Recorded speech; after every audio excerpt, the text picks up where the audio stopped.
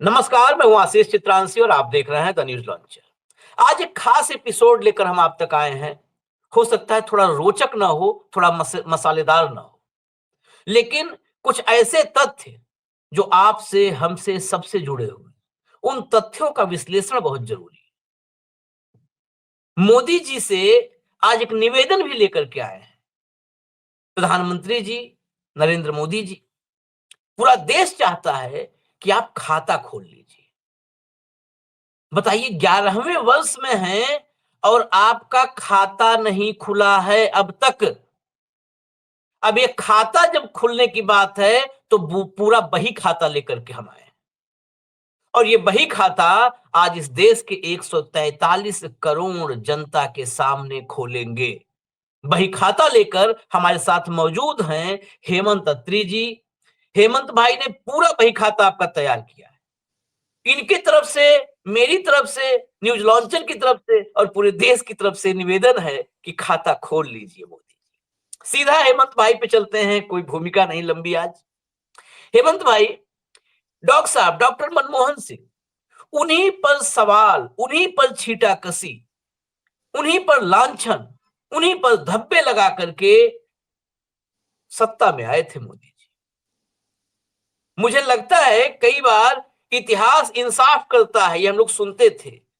वही मनमोहन सिंह जाते जाते ऐसे सवाल छोड़ गए हैं जो मोदी की विदाई मुझे लगता है निश्चित कर देगा। ऐसे सवाल, क्योंकि वो सवाल अब पूरे देश के जेहन में बैठ गए हैं। लोगों के भीतर उन सवालों की गूंज पैदा हो रही है और जब सवाल गूंजने लगते हैं तो फिर कान खोलना पड़ता है, मजबूर हो जाता है इंसान कान खोलने के लिए। अब सीधी बात, 117 बनाम 0। वो सरदार भी था, असरदार भी था, सेंचुरी भी मारा था। और इधर 11 साल में 0 नॉट आउट, 0 नॉट आउट। जरा पूरे आंकड़े रख दीजिए, हम आंकड़ों की बात कर रहे हैं जो सबसे महत्वपूर्ण है। प्रेस कॉन्फ्रेंस, जहां पर हेमंत अत्री जी जैसे पत्रकार, हम जैसे तो मैक्सिमम टाइम अपने पत्रकारिता में न्यूज रूम में रहे हैं, लेकिन फील्ड में रहने वाले तमाम पत्रकार वो सवालात करते हैं और वो सवाल उनके नहीं होते हैं, वो सवाल देश के सवाल होते हैं, वो सवाल आम आदमी के सवाल होते हैं। वो सवालों का जवाब, उन सवालों का कभी मोदी जी ने दिया नहीं, उन सवालों को करने का मौका भी नहीं दिया। जवाब तो बहुत दूर की बात है, सवाल करने का मौका तो देते हुजूर। जरा आंकड़ों के साथ निवेदन हो जाए, आखिर क्यों खाता खोल आप चाहते हैं हेमंत भाई कि खाता खोले मोदी जी, क्यों चाहते हैं? धन्यवाद आशीष भाई। देखिए, जब कल डॉक्टर मनमोहन सिंह की दुर्भाग्यपूर्ण विदाई हुई, जिन हालात में हुई, तो उसने सारे देश को हिला करके रख दिया कि कितना विद्वान आदमी, जिसका पूरी दुनिया में जिस तरीके का नाम और सारा काम सबने देखा, पूरी दुनिया ने देखा, उनकी जो विदाई थी वो मोदी जी को एक आईना दिखा के चली गई। और वो आईना क्या है? आईना है ट्रांसपेरेंसी का, आईना है जवाबदेही का, जनता के प्रति जवाबदेही जो आपको चुन के भेजती है। और जब मैं उस स्कोर को देखने लगा तो आप यकीन मानिए मैं हैरान रह गया कि आप उनको मोन मोहन सिंह कहते थे। जो मोदी जी हैं, इनको बड़े बड़े नाम निकालने का बड़ा शौक है, उनको मोन मोहन सिंह कहते थे। जब मैंने उनका रिकॉर्ड देखा तो पूरे देश के सामने रखने की इच्छा हुई, मैंने तुरंत आपको संपर्क किया। जो मोन मोहन सिंह थे, उनके 10 साल के प्रधानमंत्री के तौर पर कार्यकाल में, जैसे आपने उचित फरमाया, 117 बार मीडिया से रूबरू हुए। वो 117 प्रेस कॉन्फ्रेंस की उन्होंने सार्वजनिक, और उनमें सबसे बड़ी प्रेस कॉन्फ्रेंस अगर आपको याद दिलाऊं मैं, बिना किसी भी तैयारी के वाशिंगटन डीसी जो अमेरिका की राजधानी है, वहां का जो नेशनल प्रेस क्लब है, वहां पर उन्होंने प्रेस कॉन्फ्रेंस की, पूरा अंतरराष्ट्रीय मीडिया, और बिना किसी तैयारी के। और उनका स्टाफ हैरान रह गया कि साहब बताया भी नहीं। और जिस तरीके से प्रेस कॉन्फ्रेंस वहां पर की वाशिंगटन डीसी में, खुद डॉक्टर मनमोहन सिंह ये मानते थे कि ये उनकी विश्व की अब तक का जो कैरियर था उसकी one of the most successful press conference थी। अब आप हिंदुस्तान में वापस आ जाइए, ज्यादा अमेरिका जाने की जरूरत नहीं है क्योंकि हम तो हिंदुस्तान की बात कर रहे हैं। डॉक्टर मनमोहन सिंह ने 10 साल के कार्यकाल में विदेश यात्राओं के दौरान हवाई जहाज में जो मीडिया से इंटरेक्शन करते थे जाते समय, आते समय या आने के बाद, या वहां पर भी ऐसी 72 इंटरेक्शन की, 72। मोदी जी के जहाज में तो मीडिया अलाउड ही नहीं है, उसमें तो ANI अलाउड है, उसमें तो दूरदर्शन अलाउड है, और उसमें तो सवाल अलाउड नहीं है, उसमें केवल फुटेज जारी करना अलाउड है। आजकल उसका भी इन हाउस व्यवस्था कर ली है। इन हाउस व्यवस्था आजकल प्राइम मिनिस्टर ऑफिस में इंटरव्यू शूट करके दे देता है, वो चलाना पड़ता है सारे देश को। दूसरे नंबर पे बड़ी एक गजब की उन्होंने शुरुआत की थी कि हर साल अपने कार्यकाल में, हर साल 10 प्रेस कॉन्फ्रेंस उन्होंने की, हर साल एक, जो एनुअल प्रेस कॉन्फ्रेंस जिसको आप कह सकते हैं। उसके बाद जो डोमेस्टिक विजिट्स थे, जो इधर उधर जाते थे कार्यक्रमों में, और में उद्घाटन फलाना जो भी करना होता है प्रधानमंत्री के नाते, उस दौरान उन्होंने 23 प्रेस कॉन्फ्रेंस की, 23। और चुनावी यात्राओं के दौरान हिंदुस्तान में, क्योंकि मोदी जी तो चुनाव के दौरान कुछ करते नहीं, सुबह शाम तक वही सब करते हैं, उन्होंने चुनावों के दौरान भी अलग अलग जगह प्रचार के दौरान 12 प्रेस कॉन्फ्रेंस की। और इस तरीके से जब आप इस स्कोर को जोड़ेंगे तो 117 आता है 10 साल में। और इसको अगर और सामान्य जनता के हिसाब से वो कर दें सरल भाषा में, तो हर 32 में 33वें दिन वो एक प्रेस कॉन्फ्रेंस करते थे, औसत निकालेंगे जब आप 10 साल का, यानी कि हर महीने लगभग 32 दिन होते हैं, 32-33 दिन में डॉक्टर मनमोहन सिंह एक बार मीडिया से रूबरू होते थे। और वो दौर क्या था वो आपको याद दिला दूं मैं, कि जब उनके ऊपर तमाम तरह के आरोप, इधर उधर जो भी चीजें, जितना भी वो था, और कितना एग्रेसिव मीडिया होता था, आपको ध्यान होगा। मोदी से तो कोई सोच भी नहीं सकता सवाल पूछने की, उनसे हर तरीके के सवाल पूछे जाते थे। उनसे यह भी पूछा गया कि आपको कमजोर प्रधानमंत्री क्यों माना जाता है, तो उन्होंने कहा कि मैं बातों से कमजोर नहीं, और अगर ताकत अहमदाबाद की सड़कों पर वो बिछाने से है, खून बहाने से, तो उतना ताकतवर मैं नहीं हूं, मैं होना भी नहीं चाहूंगा। उस तरह के व्यक्ति थे वो। तो डॉक्टर मनमोहन सिंह का आप देखिए 72 फॉरेन विजिट्स के दौरान, और आपके दर्शकों के लिए बता दूं, माननीय मोदी जी अब तक 73 देशों की यात्रा कर चुके हैं, क्योंकि उनको तो एक पैकेज मिला है पूरा टूरिज्म का, विश्व भ्रमण का। अब तक 73 देशों में वो 84 विदेश यात्राएं कर चुके हैं। और इस दौरान उन्होंने ना देश के अंदर ना देश के बाहर कहीं पर भी किसी भी अवसर पर एक भी प्रेस कॉन्फ्रेंस नहीं की है। और जो रिकॉर्ड है वो ये है कि व्हाइट हाउस के बाहर, आपको ध्यान होगा, एक सवाल पूछा गया था उनसे अभी, जिसमें उनकी जो छिछालेदार हुई उनके जवाब की, कि आप कैसे नहीं मानते कि हिंदुस्तान डेमोक्रेसी है, जो उस तरीके। और फिर वो जिस जर्नलिस्ट ने पूछा था, उसकी जो ट्रोलिंग करके जो उनके भक्तों ने हालत की, वो भी सारे देश ने देखा। तो कुल मिलाकर के ये स्कोर है। और एक चीज और है, जो आप ये जो आज कार्यक्रम कर रहे हैं ना, ये मनोरंजन की दृष्टि से नहीं हो सकता, ये देश के आत्म मंथन की दृष्टि है। ये आप एक बहुत ही वाजिब काम कर रहे हैं। देखिए, आप तुलना किसकी करते हैं? समकालीन दौर की तुलना करते हैं। और मोदी से जस्ट पहले 10 साल तक डॉक्टर मनमोहन सिंह थे, तो तुलना तो उन्हीं से होगी। नेहरू से तुलना तो हो नहीं सकती, वो तो दौर अलग था। लाल बहादुर शास्त्री से नहीं हो सकती, इंदिरा गांधी से नहीं हो सकती। तो आपका जो तात्कालिक प्रेडिसेसर है उसी से तुलना होगी ना आपकी, तो कि वो कैसे थे और आप कैसे हैं। तो इन्होंने क्या किया कि मोदी जी तुलना तो उन तरीके से कर नहीं सकते थे, बुद्धि के हिसाब से और सारी। तो जो डॉक्टर मनमोहन सिंह की विरासत थी वो बुद्धि की विरासत थी, इन्होंने भी विरासत अपनाई। इनकी विरासत लाठी की है, हर चीज पे लाठी की विरासत है। वो हार्वर्ड से थे, इन्होंने हार्डवर्क का प्रचार किया, करते नहीं लेकिन प्रचार, हार्डवर्क पकड़ लिया। जुमला जोड़ना होता है तो जो जुमलों के माहिर हैं वो। उसके बाद उनकी सच की विरासत थी। डॉक्टर मनमोहन सिंह बुरे से बुरे क्राइसिस में फंसे, उनके मुंह से आपने कभी शब्द झूठा नहीं सुना होगा, कोई झूठ शब्द नहीं सुना होगा, सच बोलते थे। इन्होंने झूठ को अपनी विरासत बना लिया। उनकी जो पूरी की पूरी विश्वव्यापी छवि थी वो सौम्यता की थी, इन्होंने अपनी छवि अहंकार की बना ली। डॉक्टर मनमोहन सिंह विनम्रता की प्रतिमूर्ति थे, मोदी जी निष्ठुरता की प्रतिमूर्ति है। टू दैट एक्सटेंट के उनके संस्कार पे जो उन्होंने जो कुछ किया सारे देश ने देख लिया। मनमोहन सिंह कानून को मानने वाले आदमी थे, ये बुलडोजर के समर्थक है। विचार और बहस को हमेशा डॉक्टर मनमोहन सिंह ने प्रमोट किया। प्रमोट मोदी जी ने भी किया, ऐसा नहीं है, आप उनको ये नहीं कह सकते उन्होंने प्रमोट नहीं। उन्होंने गाली और ट्रोल को प्रमोट किया और पूरे देश में एक ट्रोल आर्मी खड़ी कर दी। इन्होंने प्रमोट किया नफरत और अराजकता को। जी, जो वो उसी पे आ रहा हूं मैं, मनमोहन सिंह जी विद्वान आदमी थे और मुझे लगता है समकालीन दौर के आखिरी विद्वान प्रधानमंत्री जो आज के हालात दिखते हैं, मुझे लगता है कि इस तरह की स्थिति है। वो तर्क में विश्वास रखते थे, ये लाठी में विश्वास रखते हैं, वो प्रबुद्धता में विश्वास रखते थे, उसी को प्रमोट करते थे। इनका पूरा इकोसिस्टम मूर्खता को प्रमोट करता है। और आज हिंदुस्तान का अगर आप ऑर्डर देखेंगे तो हर तरफ क्या है? अकड़, अहंकार, लोभ, लाचार और विभाजन, vertical division on any score. धर्म के नाम पर, जाति के नाम पर जो जो डिवीजन संभव हो सकते हैं वो है। तो एक डॉक्टर मनमोहन सिंह जिनकी एक ये विरासत थी और आज उस विरासत को मोदी जी ने यहां सक्सेसफुली लाके खड़ा कर दिया, उसके बावजूद भी ये कहते हैं कि वो असरदार नहीं थे और ये 56 इंची है।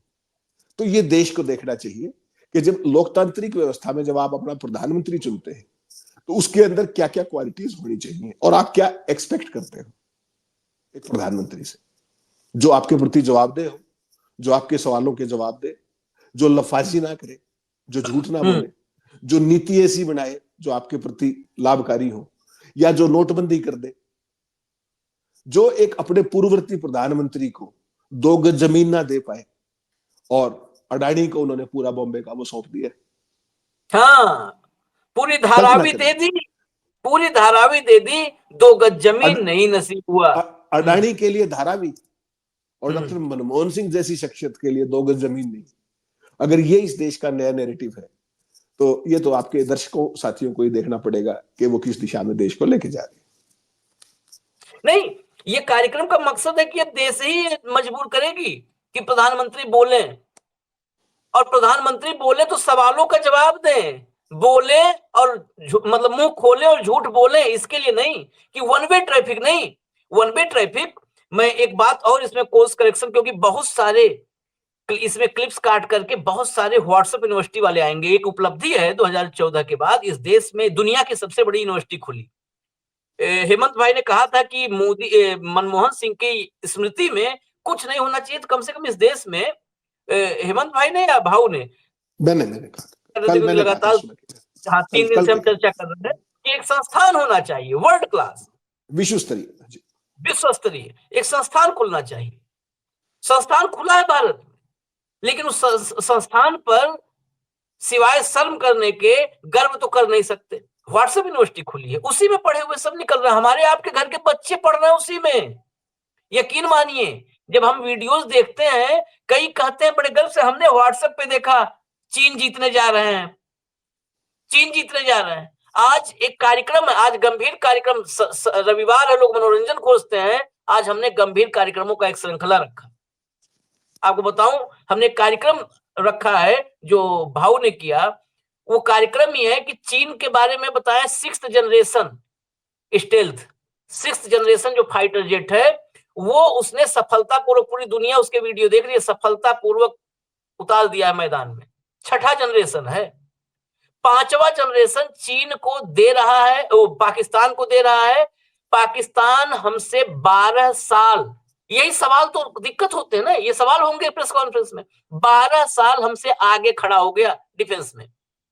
और आपको मैं अभी रिपोर्ट पूरी नहीं पढ़ूंगा क्योंकि ये चर्चा और विषय पर है, लेकिन यही वो सवाल है जिसके लिए प्रेस कॉन्फ्रेंस जरूरी होती है।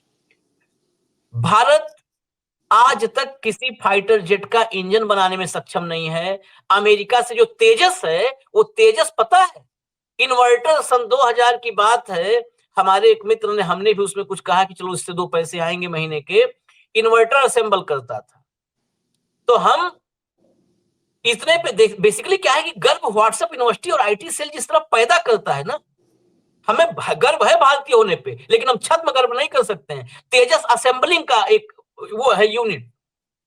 आप इंजन अमेरिका के भरोसे बैठे हो, अमेरिका के भरोसे, और मार्च 2023 में इंजनों की डिलीवरी होनी थी, मार्च 2023 में, 2025 का मार्च आने वाला है, इंजनों की डिलीवरी नहीं हुई है और बैठे हैं। इंजन है नहीं, डब्बा लेकर के आप कह रहे हो तेजस तो बना नहीं पा रहे हो, 6th जनरेशन में है। हम पता है क्या बना रहे हैं, संभल में मस्जिद के सामने पुलिस चौकी बना रहे हैं, संभल में मस्जिद के सामने पुलिस चौकी, ये सबसे जरूरी है। सनातन की रक्षा भी तो करनी है भाई, सनातन की रक्षा करनी है।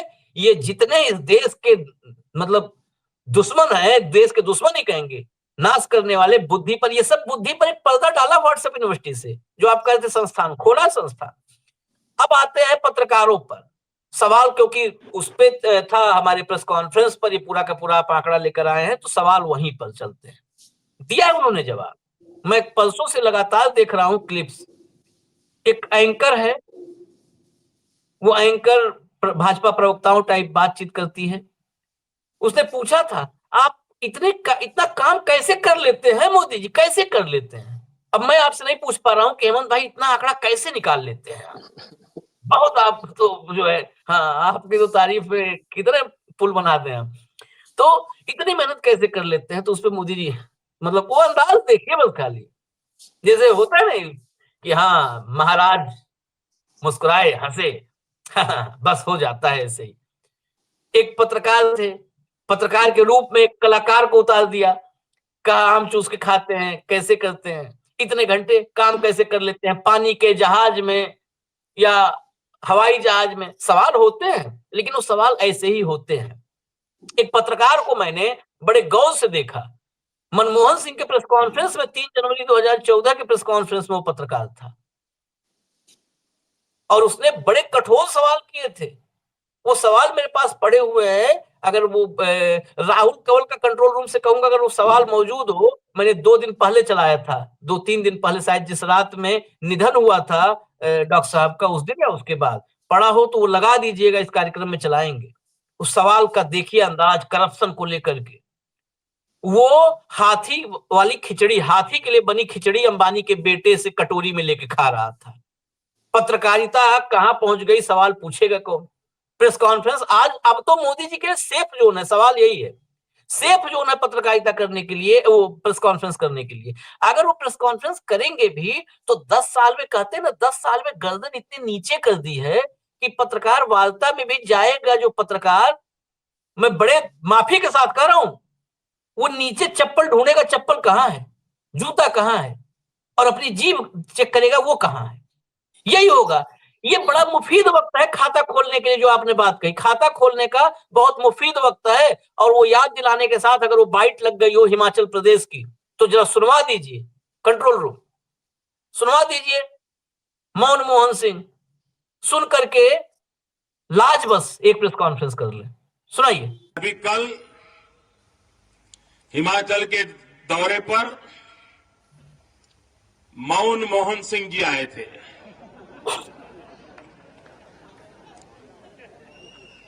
और आज की सबसे बड़ी खबर यही है अखबारों में कि मनमोहन सिंह जी ने हिमाचल में जाकर के मौन तोड़ा।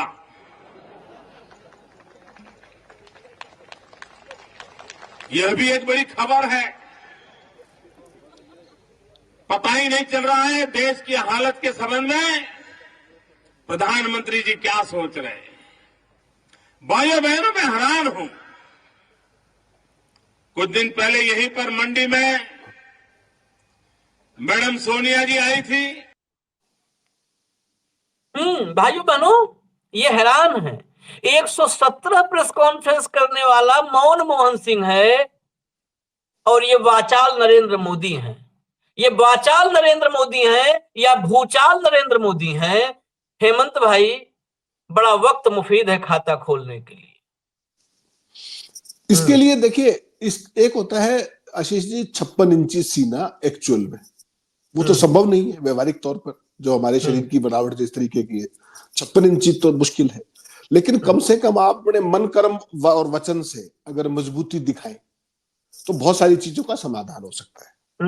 आज तक जितने भी विवादित मसले आए हैं, सवाल जवाब तो भूल ही जाइए आप, वो तो इनके डिक्शनरी में नहीं है, वो इनको सिखाया नहीं गया।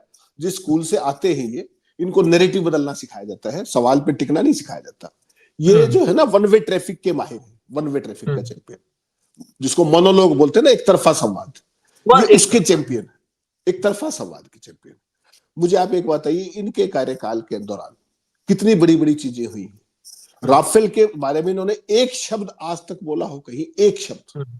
फ्रांस में जांच हो रही है, इन्होंने एक शब्द नहीं कहा, एक शब्द नहीं कहा। नोटबंदी को लेकर के आज तक इन्होंने कोई सवाल का जवाब दिया हो? खुद कहा था कि मुझे इतने दिन का समय दीजिए, नहीं तो सड़क पे चौराहे पे जिस पे आप कहेंगे बाज। पेगासस को लेकर के इन्होंने आज तक एक शब्द कहा हो? चाइना 4000 वर्ग किलोमीटर लेकर के जमीन बैठ गया हमारी, इन्होंने एक शब्द का हाउस के अंदर चर्चा भी होने दियो, बाकी छोड़ दीजिए। इनका विदेश मंत्री आता है, विपक्ष हंगामा करता है, विदेश मंत्री आता है, उन सबको चुप करा करके एक बयान पढ़ के चला जाता है, और उसमें कोई सवाल जवाब नहीं। और आपको याद दिलाऊं, जब 1962 में जो भारत और चीन के बीच में जो संघर्ष हुआ था, उस टाइम इन्हीं के प्रधानमंत्री जो थे ना, अटल बिहारी वाजपेयी जी, तब सांसद थे, विपक्ष के नेता थे। तो उन्होंने कहा कि नहीं, युद्ध के दौरान संसद चल रही थी, तो कहा कि इस पर चर्चा कराइए, और नेहरू जी ने उस पर लगातार चर्चा कराई। युद्ध के दौरान चर्चा हुई भारत चीन को लेकर के, और चाइना हमारे यहाँ 4200 वर्ग किलोमीटर में घुस गया, और श्रीमान जी क्या कहते हैं, ना कोई आया ना कोई घुसा। ठीक, उसके बाद जब सारी चीजें सामने आ गई, सैटेलाइट पिक्चर्स आ गई, सब कुछ आ गया, 3-4 साल के बाद फिर 2020 का गैलवान याद है आपको? उस समय इन्होंने ये कहा कि कोई आया नहीं घुसा नहीं, पूरी दुनिया के अंदर हिंदुस्तान की मिट्टी पलीत करा दी। प्रधानमंत्री कह रहा कोई आया नहीं, वो सैटेलाइट पिक्चर्स दे रही है नासा और सब लोग। अगर वो कोई घुसा ही नहीं, कोई आया ही नहीं, तो चाइना के साथ 25-30 दौर की मुलाकात, बातचीत किस लिए हो रही थी? यथास्थिति बहाली की कौन सी यथास्थिति जो बहाल कराना चाह रहे थे आप? तो देश 56 इंची सीना, लाल आंख करके चीन से जवाब मांगूंगा। लाल आंख तो उनसे छोड़िए, आप तो सत्य को भी स्वीकार करने को तैयार नहीं है। अब बांग्लादेश जो हमारे साथ कर रहा है फिलहाल, अडानी के चक्कर में बांग्लादेश को लाल आंख नहीं दिखा पा रहे, वहां हिंदुओं के साथ जो कुछ हो रहा है, और यहां कहते हैं हिंदू धर्म खतरे में है। हिंदू तो इस टाइम बांग्लादेश में खतरे में है। जिस बांग्लादेश को आपने पाकिस्तान की सेना की जातियों से आजाद करवाया था इंदिरा गांधी ने, आज पाकिस्तान की सेना वहां की सेना को प्रशिक्षण दे रही है, और हिंदुस्तान खड़ा खड़ा मुंह ताक रहा है। आप क्यों चुप हैं? क्योंकि अडानी के पैसे फंसे हुए बिजली के वहां पर। तो आपके लिए देश की संप्रभुता, देश का मान सम्मान बड़ी इंपॉर्टेंट नहीं है, आपके लिए अडानी इंपॉर्टेंट है। तो ये प्रायोरिटीज का मसला है आशीष भाई। और मोदी जी शुरू से ही जब से प्राइम मिनिस्टर बने हैं, उनकी प्रायोरिटीज हमेशा ही मिसप्लेस्ड रही, आप स्वीकार करेंगे इस बात को। हाँ। नाम बड़े और दर्शन छोटे, हकीकत में कुछ भी नहीं है। आपको ध्यान हो, डॉक्टर मनमोहन सिंह ने मुझे इंटरव्यू में क्या कहा था? उन्होंने कहा था अगर हमें मौका मिलता तो हम देश की ग्रोथ रेट को डबल डिजिट में ले जाते, और मोदी ने उन सुधारों की सुई वापस घुमा दी है। ये उनकी पीड़ा थी। उन्होंने कहा कि 45 सालों के अंदर हिंदुस्तान में सबसे ज्यादा बेरोजगारी है। इनमें से किसी पे आपको मोदी जी को बात करते हुए देखा है? मोदी जी क्या बात करते हैं? आपने कहा मनमोहन सिंह, वो बोलते नहीं थे, उसके बाद 117 प्रेस कॉन्फ्रेंस कर गए। ये चुप नहीं होते, ये चुप नहीं होते, और एक भी प्रेस कॉन्फ्रेंस नहीं, एक भी नहीं। तो और देश क्या कह रहा है कि डॉक्टर मनमोहन सिंह की असलियत अब पिछले 2 दिनों में पूरे देश को समझ में आई। सबने रिवाइंड किया, और उनके प्रति जो आस्था का सैलाब था, उससे इतने डर गए कि निगमबोध घाट पे जो था उसके दरवाजे भी बंद करा दिए कि लोग अंदर ना आ जाए। हाँ, कितने डरे हुए लोग हैं, कितने आत्ममुग्ध लोग हैं। कल वहां पर आपके जो कॉन्वॉय जा रहा था, उसका डेड बॉडी का जो कॉन्वॉय था जिस तरीके से, उसके अंदर अपने अमित शाह की गाड़ी निकल गई वहां से, कारगेट जो था, काफिला होता है, और उसके बाद वो सारे दरवाजे बंद कर दिए गए। हाँ, मैंने दिखाया कार्यक्रम वहां पर, आपको बताऊं और एक जानकारी, सिर्फ दरवाजे नहीं बंद किए गए, वहां पर एक कार्ड दिया गया था, पास, वो पास जिसके पास था वही अंदर जा पा रहा था। बाकी हजारों कार्यकर्ता जो पहुंचे थे कि अंतिम संस्कार में शामिल होंगे, अंत्येष्टि में शामिल होंगे, वहां पर हाथ जोड़ के खड़े हो जाएंगे, डॉक्टर साहब की जो है को मुखाग्नि दी जाएगी, वो उसका हिस्सा बनेंगे, देखेंगे, प्रार्थना करेंगे, सब बाहर थे। मुझे तो वहां मौके पर जो लोग मौजूद थे वो आए, मेरे साथ जुड़े कार्यक्रम में कि ऐसा ऐसा हुआ वहां पर।